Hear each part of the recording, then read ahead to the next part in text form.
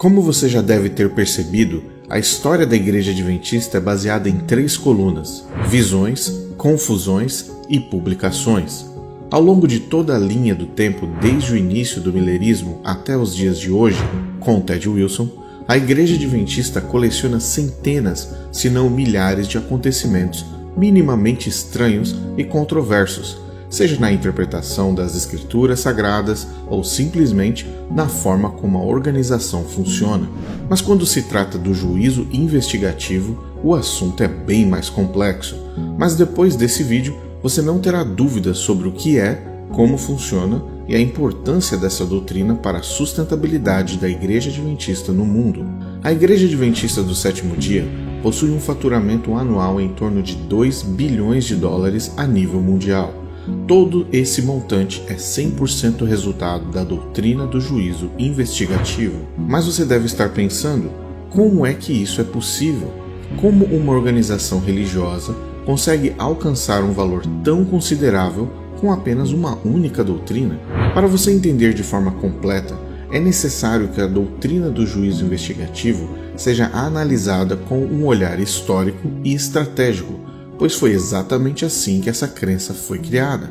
Porém, antes de mergulharmos nesse mecanismo, você precisa entender que Hiram Edson é apenas uma das 4 linhas do tempo que existiam de forma paralela na construção desta doutrina. Após 1844 e o desapontamento, haviam 4 universos acontecendo ao mesmo tempo, e cada um deles estava interligado de alguma forma. Imagine como se fossem 4 linhas do tempo acontecendo ao mesmo tempo, a partir de 1845. Na primeira linha, encontramos William Miller, que acreditou que Jesus voltaria em outubro de 1844. Após a decepção, ele continuou defendendo a ideia de que a expiação e o plano da salvação ainda estavam em curso e que sim, havia esperança para a humanidade.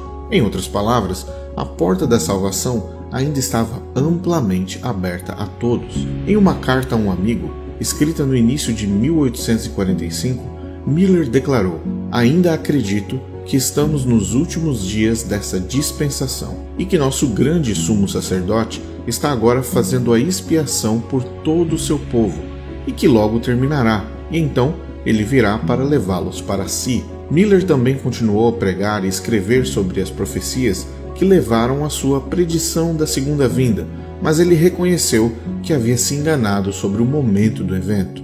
Na segunda linha, encontramos Ellen White em seus cultos privados e não ortodoxos, em viagens na região de Atkinson e Maine, tendo visões e revelações e pregando a doutrina da porta fechada, incluindo que Jesus voltaria em breve, segundo testemunhas, em no máximo 2 anos. Numa suposta visão, ela disse: "Os que se recusaram a receber a luz e protestaram contra as gloriosas verdades que Deus revelara a seu povo foram deixados em trevas e culpados de rejeitar os meios que o céu havia promovido para sua restauração. A luz atrás deles se apagou, deixando seus pés em completa escuridão, e eles tropeçaram e perderam Jesus de vista, e caíram no caminho para o mundo escuro e perverso."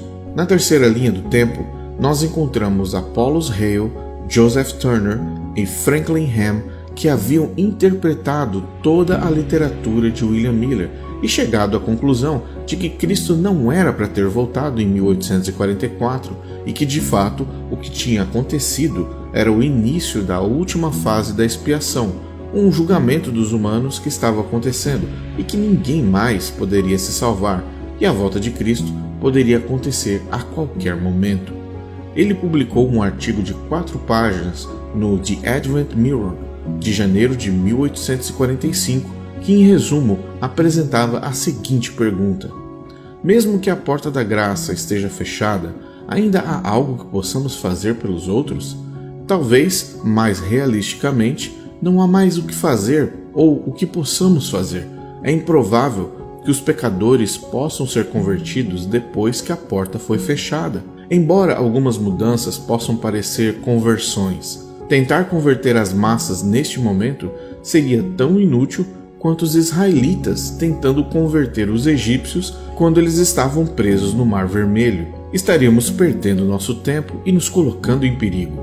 Na quarta linha, nós temos Hiram Edson e Crozier quebrando a cabeça e tentando entender a visão do milharal e seu suposto significado após o desapontamento de 22 de outubro. Por fim, eles concluíram que 22 de outubro havia marcado o fim da primeira fase do ministério de Cristo no santuário celeste e que agora ele havia iniciado a fase de expiação, onde não havia mais tempo para arrependimento e intercessão. No entanto, no mesmo artigo do jornal The Star, ambos declararam algo mais contundente ainda. Com todas as evidências que o acompanham, juntamente com o santo poder e alegrias sinceras da salvação de Deus, resultantes da passagem da expiação, nos sentimos justificados em nutrir uma forte expectativa de que nosso Rei virá em toda a sua glória no dia 11 do primeiro mês do próximo ano judaico, às 3 horas da tarde, em Jerusalém. O resultado das supostas visões recebidas tanto por Ellen White e Hiram Edson e as interpretações de Hale e os demais apenas salientaram a constante insistência de que apenas eles seriam salvos, apenas eles eram os escolhidos, apenas eles eram os remanescentes e justificados de Deus, e que o mundo iria acabar em breve.